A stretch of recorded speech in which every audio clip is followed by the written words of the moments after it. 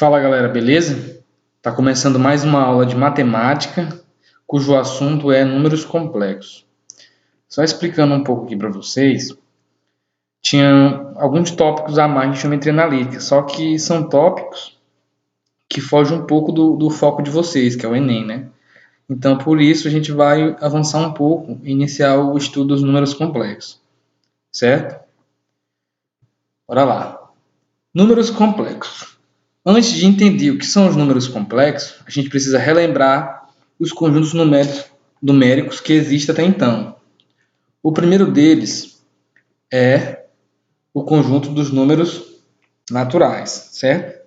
Te lembra lá que os naturais é representado por n e abrange os números 0, 1, 2, 3, 4, 5, esqueci o 3, vem aqui, 2, 3, 4, 5, todos os inteiros e positivos, certo? Quer dizer que é do zero para frente, do zero até o infinito.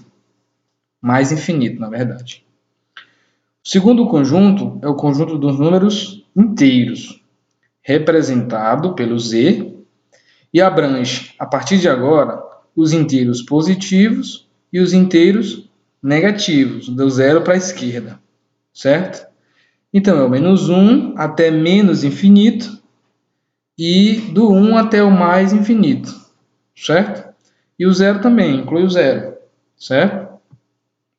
O terceiro conjunto é o conjunto dos números racionais, que é representado pela letra Q, certo? O conjunto dos números racionais, ele abrange os fracionários, aqui ó, 1 sobre 3, os inteiros, positivo e negativo, os decimais, certo? Os decimais aqui e as dízimas periódicas, certo?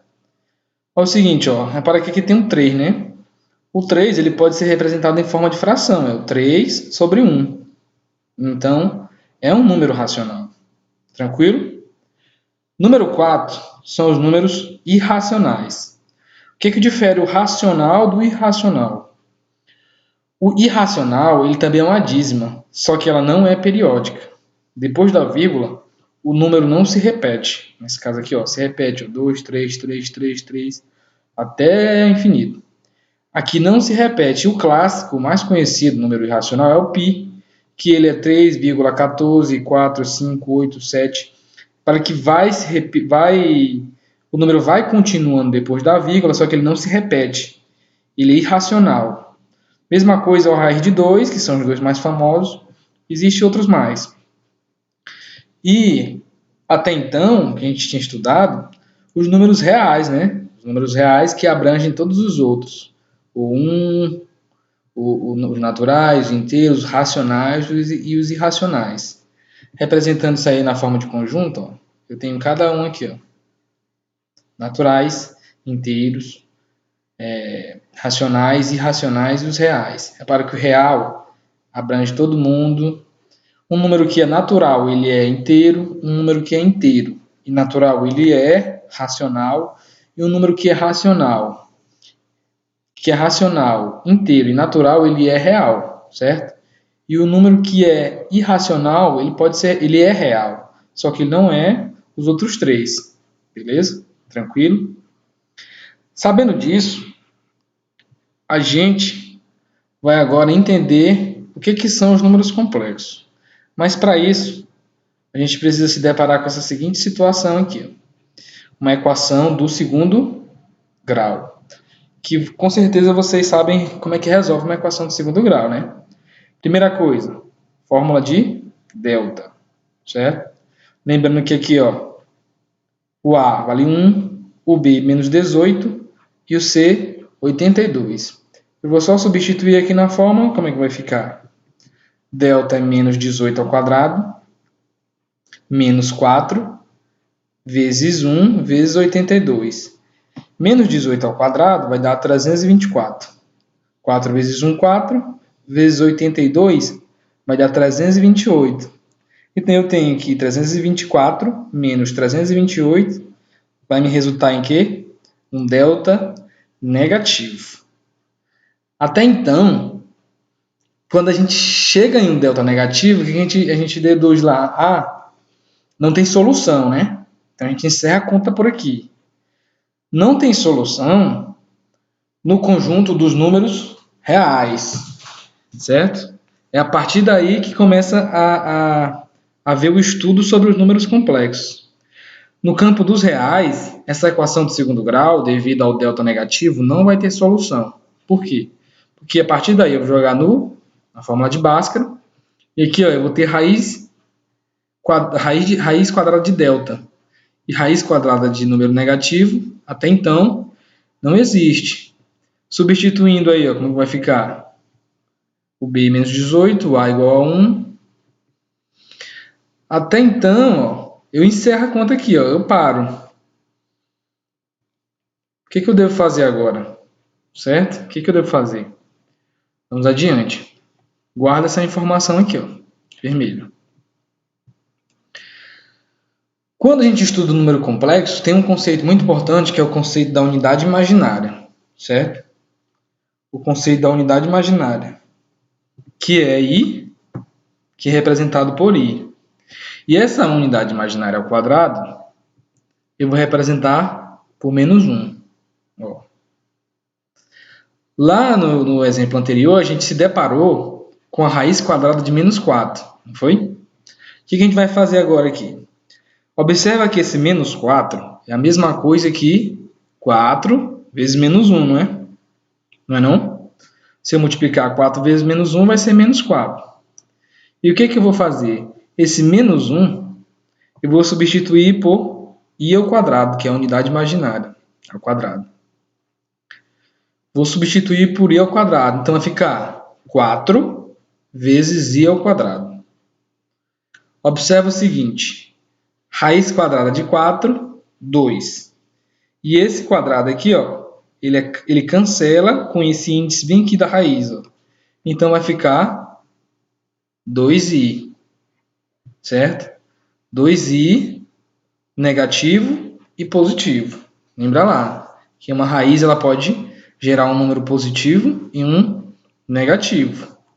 Então a raiz quadrada de menos 4 é igual a mais ou menos 2i. E esse 2i ele é um número complexo, porque ele obtém aqui, ó, ele tem a unidade imaginária. Retomando lá o nosso problema onde a gente parou, que foi aqui, eu vou substituir esse menos 4 pelo 2i. Como é que vai ficar? 18 mais 2i, mais ou menos 2i sobre 2. Aqui eu posso colocar alguém em evidência. Quem é? O 2. 2 em evidência. Se eu multiplicar 2 vezes 9, volta a ser o 18. E 2 vezes mais ou menos i vai ficar mais ou menos 2i sobre 2. O objetivo disso aí é cancelar. Certo? Depois que eu cancelei, quem que sobra? X igual a 9 mais ou menos i. E aqui, ó, eu tenho x uma linha, que é o positivo, e tenho x duas linhas, que é o negativo. O x uma linha igual a 9 mais i, e o x duas linhas igual a 9 menos i, são o quê? Raízes complexas. São números complexos. Toda vez que apareceu i, que é a unidade imaginária, eu tenho que esse número é um número complexo. Beleza? Vamos adiante. O conjunto dos números complexos ele é representado por C, a letra C. E ele é uma extensão, ó, ele é uma extensão dos números reais. Ó. O conjunto dos números complexos é uma extensão do conjunto dos números reais. Mais adiante a gente vai ver que o número complexo ele tem a parte real e tem a parte imaginária, que é onde tem o i. E devido a isso, é que ele é uma extensão dos números reais. Beleza? Todo número complexo, ele pode ser representado de uma forma, que eu vou chamar de forma algébrica, certo? Que diz o seguinte, ó, Z é igual a mais BI. Vamos entender essa representação aqui. Ó. O A, eu vou chamar de parte real do número complexo. O A, esse A aqui, eu vou chamar de parte real. O B, eu vou chamar de parte imaginária. O B, como ele está junto do I, que é a nossa unidade imaginária, ele vai ser chamado de parte imaginária, certo?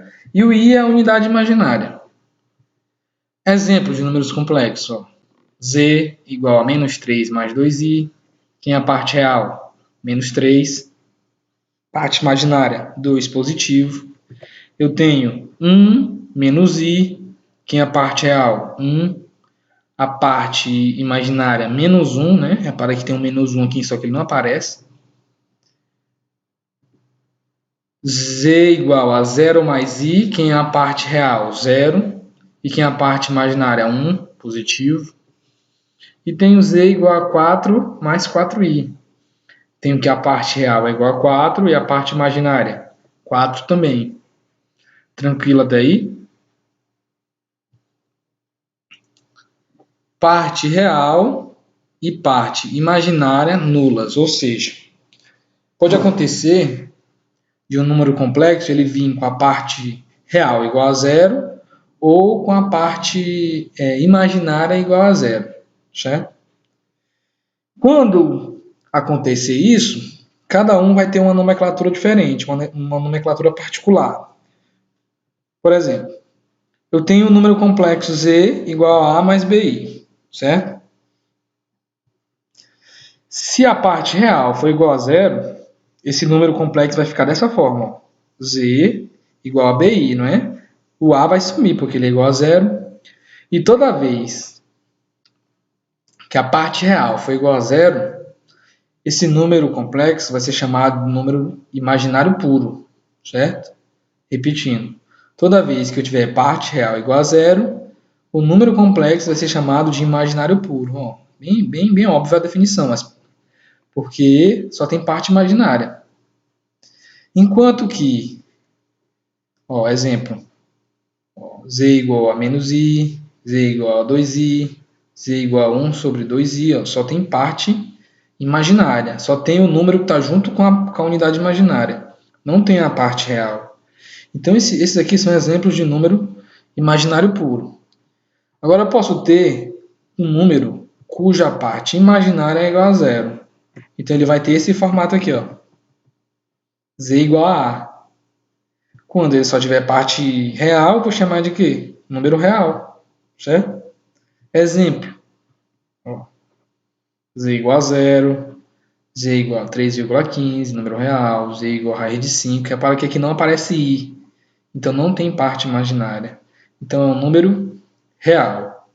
Aí você me pergunta, professor, se tiver tanto parte real como parte imaginária diferente de 0, aí ele é um número complexo, normal. Entendeu? Normal, tranquilo. Beleza? Vamos adiante. Os números complexos, eles podem ser representados num plano cartesiano, que eles dão o nome a esse plano cartesiano de plano complexo ou plano de Argand-Gauss, mas é a mesma coisa do plano cartesiano. O que vai diferenciar aqui? O eixo y, ele não vai ser agora, o eixo x, ele não vai ser agora mais eixo x. Ele vai ser chamado de eixo real, certo? É nessa parte que eu vou representar a parte real do número complexo. Enquanto que o eixo y vai ser chamado de eixo imaginário, onde eu vou representar a parte imaginária do número complexo. Olha aí, ó, o formato do número complexo. O A eu vou representar no eixo x, que agora é eixo imaginário, e o B eu vou representar ele no eixo y, que agora é o eixo real e agora é eixo imaginário, certo? Vamos ver como é que funciona isso. Ó. Aqui eu tenho o número complexo Z1, né? Tenho o número complexo Z2, tenho aqui o Z3, tenho o Z4 e tenho o Z5, certo? Repara o seguinte, eles estão todos aí no plano complexo. Tem aqui o eixo imaginário, o eixo Y, e o eixo X é o eixo real. Só observando o gráfico, eu tenho como representar esse número complexo na forma algébrica, né? Aquela fórmula Z igual a mais BI. Tenho como. Bora lá, ver como é que fica. Vamos começar aqui por Z1. Z1, a parte real dele vale quanto? 2. E a parte imaginária? 1. Então, Z1 vai ser igual a 2 mais I. Certo? 2, parte real, e 1, que é a parte imaginária. Não precisa eu colocar um I, né? Não precisa. Só colocando o I, eu já subentende que aqui tem um 1. Certo? Vamos agora para o número complexo Z2. Z2, qual é a parte real? 3. E a parte imaginária? Menos 2. Então, como é que eu represento esse número complexo? 3 menos 2i. Certo? 3 menos 2i. 3 parte real e menos 2 a parte imaginária. Z3, repara o seguinte, Z3 ele está em cima do eixo imaginário, ele está em cima. Z3 está bem aqui. Se ele está em cima do eixo imaginário, eu já sei que o eixo real é quanto? 0.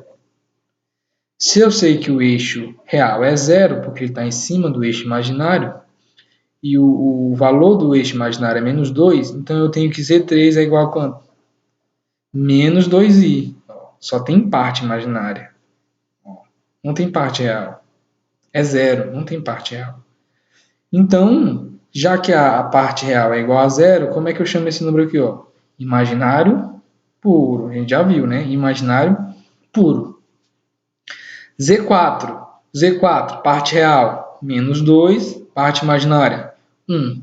Então, Z4 é menos 2 mais I, certo? E, por fim, eu tenho Z5. Ao contrário do Z3, o Z5 agora está sobre o eixo real. Sobre o eixo real. Significa o quê? Que o eixo imaginário é igual a 0. Se é igual a 0, eu tenho que Z5 é igual a 5. Se B, que é a parte imaginária, é igual a 0, eu tenho que esse número é um número real. Número Z5 é um número real, Z3 é um número imaginário puro, enquanto que Z1, Z2 e Z3 é só, Z1, Z2 e Z4 é um número imaginário só, número complexo. Beleza? Tranquilo, assunto relativamente fácil.